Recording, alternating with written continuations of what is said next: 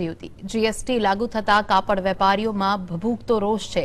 સુરતમાં થઈ રહેલા વિરોધનો વંટોળ અમદાવાદમાં પણ જોવા મળ્યો। વિરોધનું મૂળ કારણ ટેક્સટાઇલ પર નાખવામાં આવેલો 5% જીએસટી છે। જીએસટીના કારણે સુરત અને અમદાવાદનું કાપડ માર્કેટ બંધ છે। વેપારીઓ 5% જીએસટી હટાવવા માંગ કરી રહ્યા છે। સુરત બાદ અમદાવાદના કાપડ વેપારીઓ છેલ્લા 11 દિવસથી બંધ પાળીને બેઠા છે। જીએસટીનો સખત વિરોધ કરવા માટે શનિવારના રોજ કાપડ માર્કેટથી વેટ કચેરી સુધી રેલી કાઢી આવેદનપત્ર આપવાનું આયોજન કરવામાં આવ્યું છે।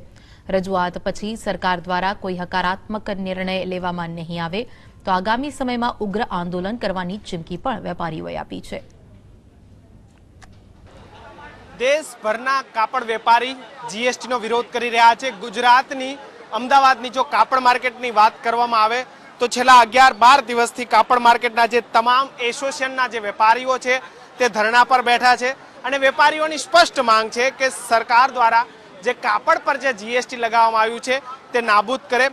દેશના ઇતિહાસની વાત કરવામાં આવે તો આજ દિવસ સુધી ક્યારે પણ કોઈ પણ સરકાર દ્વારા કાપડ પર કોઈ પણ પ્રકારનો ટેક્સ લગાવવામાં નથી આવ્યો, ત્યારે છેલ્લા 11 દિવસથી બેઠેલા વેપારીઓની સરકાર સામે સ્પષ્ટ માંગ છે કે જીએસટી હટાવવામાં આવે અને જો અમદાવાદના વેપારીઓની આ માંગ પૂરી કરવામાં નહીં આવે તો શનિવારે વેટ કચેરી આવેદન આપ્યા બાદ તેઓ અનિશ્ચિત મુદતની હડતાલ પર ઉતરી જશે। આપણી સાથે સેક્રેટરી જોડાઈ ગયા છે। અગ્રવાલ સાહેબ, શું માંગ છે અને આગળનો શું પ્રોગ્રામ હશે?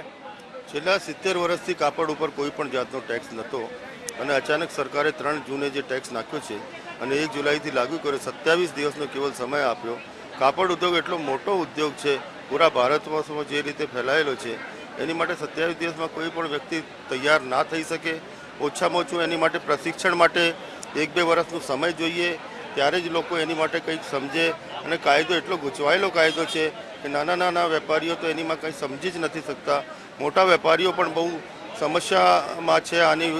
આનો કેવી રીતે સામનો કરાય અને ઘણા દિવસથી સરકારને આપણે દરેક રીતે રજૂઆત કરી છે, પણ કોઈ પણ હજી સુધી કોઈ સરકાર નિર્ણય લઈ નથી રહી।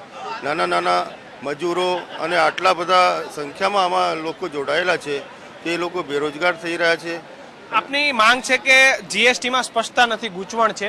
શનિવારે શું પ્રોગ્રામ રહેશે ને ત્યારબાદ સરકાર નહીં માને તો આગળનો શું કાર્યક્રમ હશે? આપણે ઘણા દિવસથી બહુ શાંતિથી સરકારને આવેદનપત્રો આપ્યા છે, જાણકારી આપી છે, છતાં કોઈ સરકાર જ્યારે નિર્ણય નથી લેતી તો આખા અમદાવાદના જેટલા બી cloth market association, embroidery market, processor house, handwork, બધા એસોસિએશન ડિસાઇડ કર્યું છે શનિવારે એક મહારેલી ન્યૂ ક્લોથ માર્કેટથી નીકળશે અને જેઓ વેટ કમિશનર આપણા ગુજરાતના જે પીડી વાઘેલા સાહેબ છે ત્યાં એમને આવેદનપત્ર આપશે।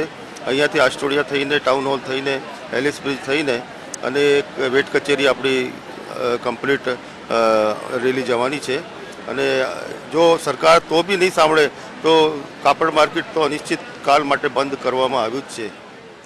ચોક્કસથી તો જે પ્રમાણે સુરતમાં જેવા દ્રશ્યો સર્જાયા છે તેવા દ્રશ્યો કદાચ અમદાવાદમાં સર્જાશે અને જો સરકાર નહીં માને તો અમદાવાદના જે કાપડ માર્કેટના જે વેપારીઓ છે તે અનિશ્ચિત મુદતની હડતાલ પર ઉતરશે।